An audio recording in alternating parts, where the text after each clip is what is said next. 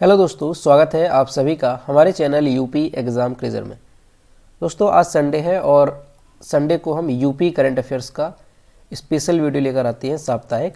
तो आज का जो हमारा वीडियो है ये 6 से 12 मार्च तक का यूपी करंट अफेयर्स का वीडियो होने वाला है। तो काफ़ी इंपॉर्टेंट रहेगा यूपी के सभी कॉम्पिटिटिव एग्जाम्स के लिए, तो पूरा वीडियो ध्यान से देखेंगे। तो चलिए स्टार्ट करते हैं। दोस्तों यूपी करंट अफेयर्स की एक PDF ई बुक हमने तैयार की है लास्ट 6 मंथ की, जुलाई 2022 से लेकर के दिसंबर 2022 तक की। तो अगर इसे डाउनलोड करना है तो इसकी लिंक आपको वीडियो के डिस्क्रिप्शन में मिल जाएगी, वहाँ से आप इस PDF ई बुक को डाउनलोड कर सकते हैं। और अगर इसे डाउनलोड करने में कोई भी प्रॉब्लम होती है तो साइट पर आपको व्हाट्सएप नंबर और ईमेल मिल जाएगा जिस पर आप कॉन्टैक्ट कर सकते हैं। चलिए शुरू करते हैं करंट अफेयर्स का सेशन। तो आज का सेशन शुरू करने से पहले जो पिछले वीक के क्वेश्चन हैं उनको हम रिवाइज करेंगे।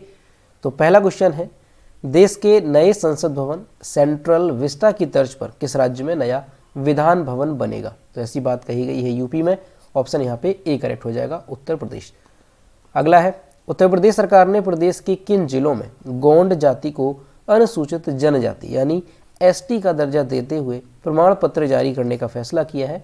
तो यहाँ पे ऑप्शन सी करेक्ट होगा, ए और बी दोनों, यानी कि 4 जिले हैं, संत कबीर नगर, कुशीनगर, चंदौली और भदोही।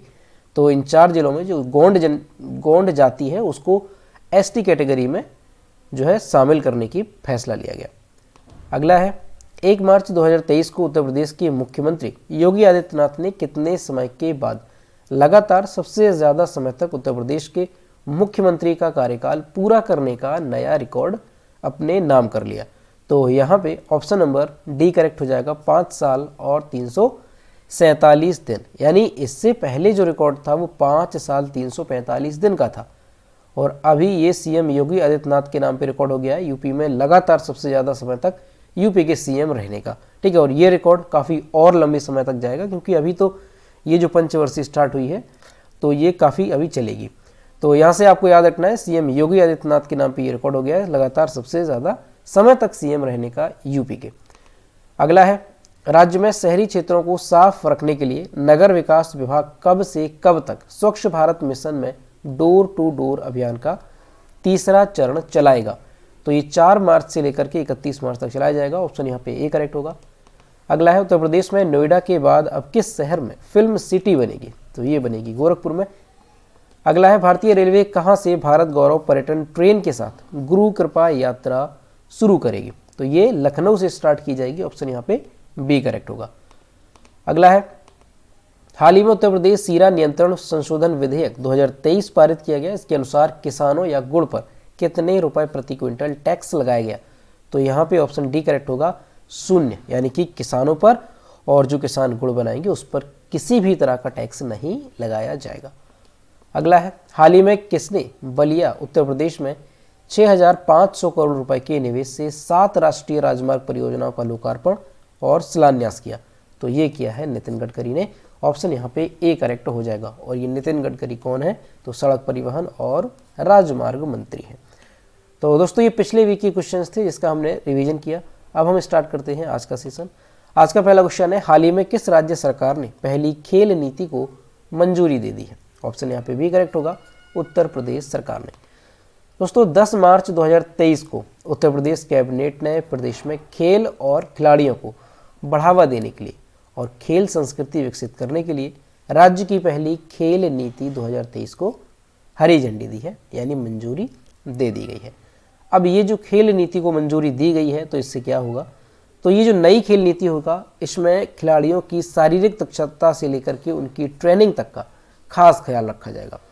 इसके साथ ही जो भारतीय खेल प्राधिकरण है इसकी तर्ज पर अब राज्य खेल प्राधिकरण का भी गठन किया जाएगा और निजी अकादमियों और स्कूल कॉलेजों को खेलों से जोड़ा जाएगा, ये जो नई खेल नीति है इसके तहत।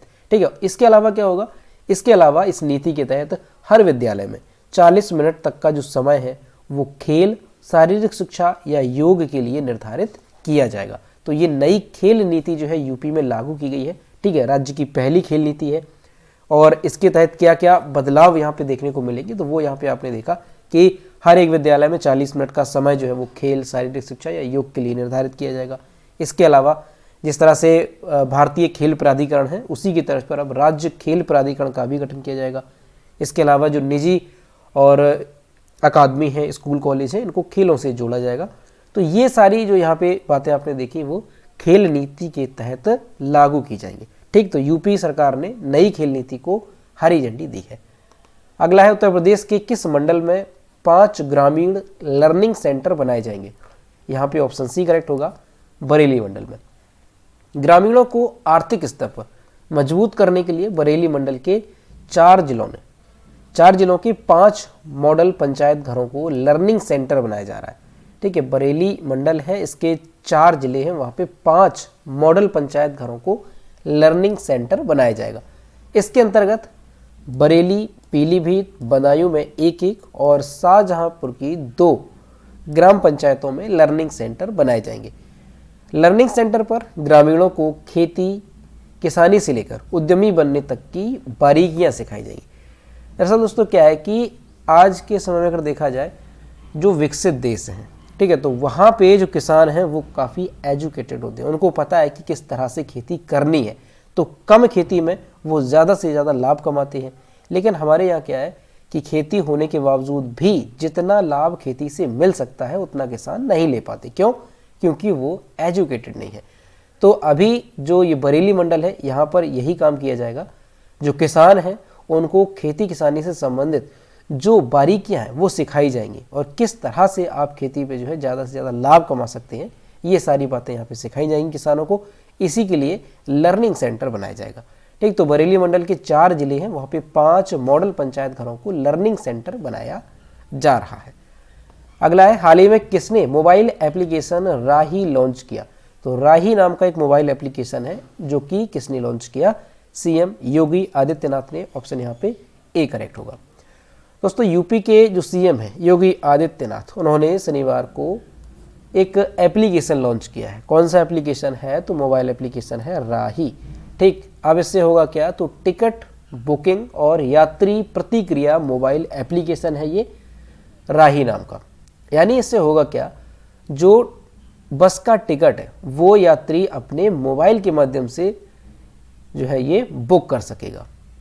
इसके अलावा डिजिटल भुगतान कर सकेगा। यानी आप बस पे हैं और आप फिजिकली तौर पे अगर पैसे नहीं देना चाहते हैं तो आप उस एप्लीकेशन के माध्यम से भुगतान कर सकते हैं। इसके अलावा अपनी प्रतिक्रिया देने की सुविधा देगा। ऐप को गूगल प्ले स्टोर से डाउनलोड किया जा सकता है और ये जो एप्लीकेशन है वो अंग्रेजी और हिंदी दोनों भाषाओं में उपलब्ध होगा। तो ध्यान रखेंगे आप, काफ़ी इंपॉर्टेंट है। राही एक एप्लीकेशन है जो कि लॉन्च किया गया है। उद्देश्य क्या है, तो बस का जो टिकट है उसको बुक करना, डिजिटल पेमेंट करना, ये इसका उद्देश्य है। ठीक है, तो याद रखेंगे ऐसा पहली बार है जब बस के टिकट को बुक करने के लिए कोई एप्लीकेशन लॉन्च किया गया यूपी में। तो ध्यान रखेंगे आप, राही एप्लीकेशन। अगला है, किस प्रदेश के प्रत्येक विकास खंड में एक ग्रामीण स्टेडियम और एक ओपन जिम की स्थापना की जाएगी। तो यहाँ पे ऑप्शन सी करेक्ट होगा, उत्तर प्रदेश में। प्रदेश के प्रत्येक विकास खंड में एक ग्रामीण स्टेडियम बनाया जाएगा और एक ओपन जिम की स्थापना की जाएगी। इसके जरिए क्या होगा, तो जो युवक हैं, जो युवतियां हैं, वो खेल के प्रति उनको रुचि होगी। उन्हें तकनीकी रूप से प्रशिक्षित कर राज्य, राष्ट्रीय और अंतर्राष्ट्रीय स्तर की खेल प्रतियोगिताओं में भाग लेने के लिए तैयार किया जाएगा। योगी कैबिनेट की शुक्रवार को हुई बैठक में ग्रामीण स्टेडियम एवं ओपन जिम निर्माण योजना की नीति को मंजूरी दी गई है। तो ध्यान रखेंगे आप, प्रदेश के सभी विकासखंड में एक ग्रामीण स्टेडियम बनेगा। इसके अलावा एक ओपन जिम की व्यवस्था की जाएगी। तो ये काम यहाँ पे होगा यूपी में प्रत्येक विकासखंड में। उद्देश्य क्या है, तो जाहिर सी बात है कि ग्रामीण स्टेडियम बनेगा, ओपन जिम बनेगा, तो इसके प्रति जो लोग हैं, जो युवक हैं, जो युवतियाँ हैं, उनको खेल के प्रति रुचि पैदा की जाएगी और उनको प्रशिक्षित किया जाएगा और राज्य स्तर पे, राष्ट्रीय स्तर पे और अंतर्राष्ट्रीय स्तर पे जो खेल की प्रतियोगिताएं हैं उनमें भाग लेने के लिए उनको प्रेरित किया जाएगा। ठीक, तो ये चीज़ ध्यान रखेंगे कि ऐसा किस राज्य सरकार ने किया है, तो ये यूपी सरकार ने किया है। अगला है, हाल ही में कहाँ पर उत्तर प्रदेश का पहला पशु विद्युत शवदाह गृह बनकर के तैयार हो गया। तो यहाँ पे ऑप्शन बी करेक्ट होगा, वाराणसी में। दोस्तों यूपी में क्या हुआ, पहला पशु विद्युत शवदाह गृह बनकर के तैयार हुआ है। ठीक, दरअसल क्या है दोस्तों कि आपने देखा होगा कि अगर कोई पशु है, कोई जानवर है, अगर वो मृत हो जाता है तो उसे जो खाली स्थान जहाँ पे लोगों को मिलता है वहीं पे डाल देते हैं, चाहे वो सार्वजनिक स्थान हो, है ना। कई बार आपने देखा होगा कि जो लोग सुबह टहलने के लिए जाते हैं तो वहाँ रास्ते में कई सारे पशु मिलते हैं, तो जिससे लोगों को ना टहलना दूभर हो जाता है। इस तरह से और भी कई सारी जगह होती हैं, तो वहाँ पे लोगों को बड़ी परेशानी उठानी होती है, क्योंकि जो मृत पशु होते हैं उनको ऐसे ही डाल दिया जाता है, जिससे लोगों को काफ़ी दिक्कत होती है। तो अब यूपी में क्या किया गया, यूपी में पहला पशु विद्युत सत्याग्रह बन करके तैयार हुआ है, और वो कहाँ पे, तो वाराणसी में ये बन करके तैयार हो गया। ठीक है, कहाँ पे बना है, तो चिरई गांव ब्लॉक के जाल्हूपुर गांव में ये बन करके तैयार हुआ है विद्युत सत्याग्रह। इसमें मशीनें लगाई जा चुकी हैं। सत्याग्रह तक पहुंचने का रास्ता, निर्माण और फिनिशिंग के काम को अंतिम रूप दिया जाना बाकी है। जिला पंचायत ने इस कार्य को 20 मार्च तक हर हाल में पूरा करने का निर्देश दिया है। और अब इस यहाँ पे क्या होगा, जो मृत पशु हैं वो इधर उधर नहीं फेंके जाएंगे, ठीक है ना। इससे लोगों को काफ़ी राहत मिलेगी, और जो मृत पशु होंगे वो इसी सत्याग्रह में आएंगे और वहाँ पे उनका जो है अंतिम संस्कार कर दिया जाएगा। सार्वजनिक स्थानों पर पशुओं के शव फेंके हुए नजर नहीं आएंगे, जैसा कि आपको पहले ही बताया है। तो यहाँ से लोगों को काफ़ी सहूलियत मिलेगी, काफ़ी राहत मिलेगी लोगों को, और इस तरह से यूपी में और भी जगह पर ये जो सत्याग्रह है वो स्थापित किए जाएंगे। लेकिन पहला कहाँ पे किया गया ये याद रखेंगे, वाराणसी में। ठीक है, अगला है, हाल ही में पश्चिम बंगाल ने केंद्र से पोस्ता की खेती करने की अनुमति देने का आग्रह किया। निम्न में से किस राज्य को अफीम पोस्ता की खेती करने की अनुमति है? तो यहाँ पे ऑप्शन डी करेक्ट होगा, उपरोक्त सभी, यानी कि मध्य प्रदेश, उत्तर प्रदेश और राजस्थान। ये ऐसे 3 राज्य हैं जहाँ पर अफीम पोस्ता की खेती करने की अनुमति है। केवल 3 ही राज्य हैं ऐसे इंडिया में। अभी दोस्तों पश्चिम बंगाल की जो मुख्यमंत्री हैं उन्होंने केंद्र से राज्य में पोस्ता की खेती करने की अनुमति देने का आग्रह किया है। ठीक, कि हमें भी अनुमति दी जाए पोस्ता की खेती करने की। पोस्ता से तैयार होने वाले व्यंजन बंगाली व्यंजनों का अभिन्न अंग है, और केवल कुछ राज्य में ही इसकी खेती होने के कारण पोस्ता महंगा होता है। केवल 3 ऐसे राज्य हैं जहां पर पोस्ता की खेती करने की अनुमति है, और वो कौन कौन से राज्य हैं, तो मध्य प्रदेश है, उत्तर प्रदेश है और राजस्थान है। अभी पश्चिम बंगाल की जो मुख्यमंत्री हैं उन्होंने केंद्र से ये आग्रह किया है कि अनुमति दी जाए पोस्ता की खेती करने को लेकर के। तो ये विषय काफ़ी चर्चा में आया, और यहाँ से आपको ये याद रखना है कि अभी तक कितने राज्य हैं जहाँ पर पोस्ता की खेती करने की अनुमति है, तो केवल 3 राज्य हैं, मध्य प्रदेश, उत्तर प्रदेश और राजस्थान। ठीक है, तो ध्यान रखेंगे आप, किस राज्य ने कहा है पश्चिम बंगाल ने पोस्ता की खेती करने के लिए अनुमति देने का आग्रह। अगला है, मार्च 2023 में इंडियन फार्मा फेयर IFFF के 8वें संस्करण की मेजबानी कौन सा राज्य करेगा? तो यहाँ पे ऑप्शन सी करेक्ट हो जाएगा, उत्तर प्रदेश इसकी मेजबानी करेगा IFFF के 8वें संस्करण का। दोस्तों वेद से बिजनेस मीडिया के इंडियन फार्मा फेयर IFFF 2023 का जो 8वां संस्करण है ये 17 से 18 मार्च 2023 तक आयोजित होगा। कहाँ पे? तो उत्तर प्रदेश के लखनऊ में ये आयोजित किया जाएगा। अब ये जो फेयर है, ये जो मेला है, ये फार्मास्यूटिकल, ड्रग और फार्मुलेशन उद्योगों में सबसे अद्यतित रुझान और प्रौद्योगिकी पेश करेगा। यह बढ़ती पैकेजिंग और माल ढुलाई लागत जैसी उद्योग की समस्याओं का समाधान करेगा और उन मुद्दों के उत्तर खोजने का प्रयास करेगा।